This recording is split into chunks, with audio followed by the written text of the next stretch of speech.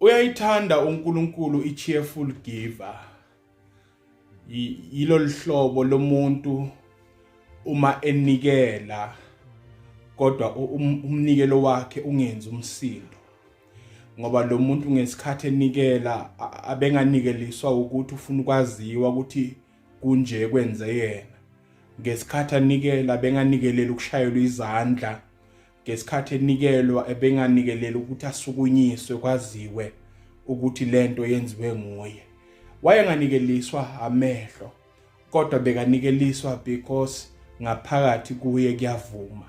Ngesikhathi eyenza ke leyo mnikelo ekhipha impahla, ekhipha ukudla, ekhipha imali, ekhipha ama services wakhe, enikela kulabo bantu anikelela kubona. Usuke yena ethokozile kwenza athokozile. Ngoba from the first place i-cheerful giver yona inikeleliswa ukuthi ilindele ukuthi ibusiseke. Lo muntu unikeliswe inhliziyo evumako ukuthi nakakhipha lokakhiphako la ngaphakathi kuye kuyavuma.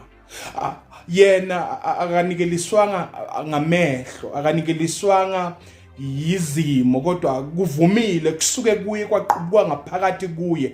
Wathuma nikela, wanikela jabulile wangasanaki nokuthi umakhiphile yini okuzobuya ama percentage angakanani. Ngoba lo muntu uthunaka nikela, nikele kuvuma ngaphakathi kuye. Ngoba i-cheerful giver ayihambi namakhemera.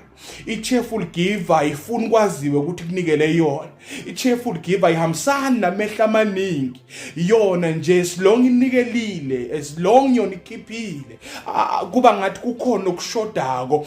Kanti once baqala banikela omunye kuyaqala uyalala ebusuku ngoba lo muntu uphiwe lenkonzo yokunikela uyi-cheerful giver. Uma nikela unikela ethokozile.